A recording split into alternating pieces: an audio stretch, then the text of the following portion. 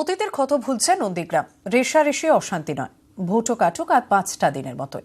12ই মে এমন ছবি দেখতে চাইছে রাজ্যে পালা বদলের আতুর ঘর।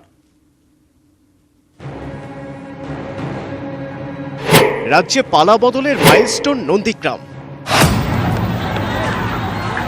এক যুগ আগে বাম আমলে জমি অধিগ্রহণ ঘিরে রক্তাক্ত হয়েছিল নন্দীগ্রাম।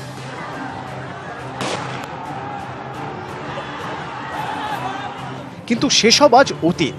এখন কেমন আছে নন্দীগ্রাম, কি চাইছে? মোটামুটি উন্নয়ন হয়েছে, রাজনৈতিক দল থেকে বলছি উন্নয়ন হয়েছে। শান্তি বর্তমানে দেখছি অশান্তি বর্তমানে কি হচ্ছে না, উন্নয়ন হয়েছে এবং আর কিছু উন্নয়ন চাই অবশ্যই। একটু অশান্তি দাঁড়ায়, মানে পার্টি কালারে। কোন সময় ওটা? ভোটের সময় সেটা আপনারা চাইছেন না, যাতে অশান্তিটা না হয়। লোকসভা কেন্দ্র তমলুক, 12ই মে ষষ্ঠ দফায় ভোট নন্দীগ্রামে। ভোট হবে, শান্তিতেই ভোট হবে, তো সে গন্ডগোল আর এখন কি কোনো কিছু নাই, কোনো বাধা টাধা কিছু নেই, সবাই বেরোচ্ছে। তো গত পরশুদিন সিপিএম তো প্রচার করলো ভালোভাবে, কেউ বাধা টাধা দেয়নি। তবে নির্বাচন ঘিরে পারদ চড়ছে কোথাও কোথাও। যে নন্দীগ্রামে সিপিএমের এটাই ছিল মূল পার্টি অফিস, সেটা এক দশক প্রায় 10 বছরেরও বেশি সময় ধরে বন্ধ ছিল। তারপরেই লাল পতাকা টাঙানো হয়।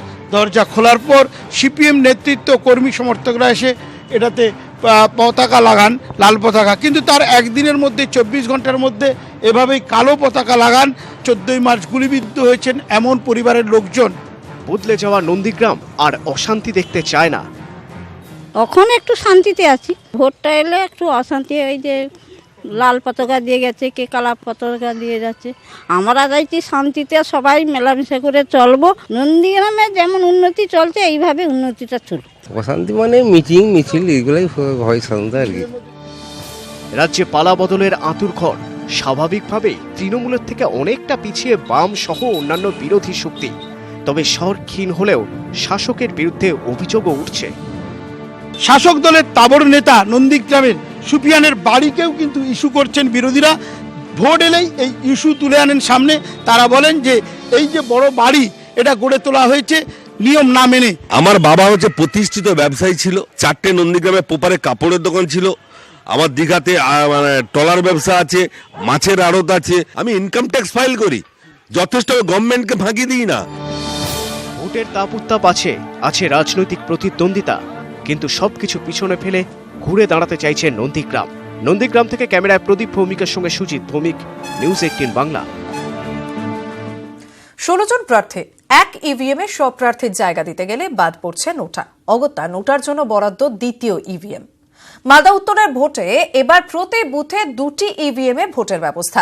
ভোটারদের সচেতন করতে উদ্যোগী জেলা প্রশাসন। আর বিভ্রান্ত হতে পারেন ভোটাররা, আশঙ্কায় বিভিন্ন রাজনৈতিক দল। ঘর ভেঙেছে গনি খানের। লড়াইয়ের একদিকে কংগ্রেস ছেড়ে তৃণমূলে আসা মৌসম বেনজির নূর, অন্যদিকে কংগ্রেসের ঈশা খান চৌধুরী। গনি খান পরিবারের 2 সদস্যের মুখোমুখি টক্করে পিছিয়ে নেই বিজেপির খগেন মুর্মুও। আছেন বাকিরাও। 9 করে 16 জন প্রার্থী এবার লড়ছেন মালদা উত্তর লোকসভা কেন্দ্রে। 16 জন প্রার্থী এখন জেলা প্রশাসনের মাথা ব্যথার কারণ। কারণটা ইভিএম। একটি ইভিএমে 16টা ঘর, একটি নোটার বোতাম। বাকি 15টি 15 জন প্রার্থীর জন্য বরাদ্দ। এবার প্রার্থী 16 জন, একটি ইভিএমে কুলোচ্ছে না। অগত্যা শুধুমাত্র নোটার জন্য বুথ পিছু আরও একটি ইভিএম এর ব্যবস্থা করতে হচ্ছে।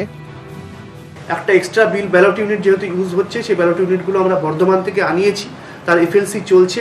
আমরা সেই সমস্ত ইভিএমগুলোকে নিয়ে সমস্ত ইভিএম ভিভিপ্যাট তার কমিশনিং অর্থাৎ সেগুলোকে প্রস্তুত করা হবে 13 থেকে 16 তারিখ অবধি।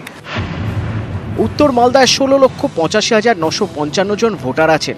উত্তর মালদায় বুথের সংখ্যা 1713টি। প্রত্যেকটি বুথে 2টি করে ইভিএম থাকছে। পরিস্থিতি সামাল দিতে পূর্ব বর্ধমান থেকে আনা হয়েছে 1550টি ইভিএম। 2টি ইভিএম নিয়ে অন্ধকারে ভোটাররা। জানেন নির্বাচন আধিকারিকরা, ইতিমধ্যেই ভোটারদের সচেতন করার উদ্যোগ শুরু হয়েছে। নোটা অবশ্যই যেটা ইসিআর গাইডলাইন রয়েছে, যে অর্থাৎ সেকেন্ড যে বিউ হয় তার প্রথম যে 1 নম্বরটাতেই সেখানে থাকে। ট্রান্সপোর্টেশনের যা খরচ সেটাকে এফএলসি ইত্যাদি করে কমিশনিং করতে মানে অ্যাজ ইউজুয়াল যেরকম হয়, সেটা খুব বেশি সাবস্টেনশিয়াল খরচ বলে এটা মনে হয়। উত্তর মালদার ভোটে 2 ইভিএমে ভোট নজিরবিহীন। এতে ভোটারদের বিভ্রান্তি বাড়ার আশঙ্কা করছে বিভিন্ন রাজনৈতিক দল। 23শে এপ্রিল নিজেদের সমর্থনের ভোট ভুলবশত নোটায় চলে যাবে না তো? কপালে চিন্তার ভাঁজ নেতাকর্মীদের। উত্তর মালদা থেকে ক্যামেরায় লিপেশ লালার সঙ্গে সেবক দেব শর্মা, নিউজ 18 বাংলা।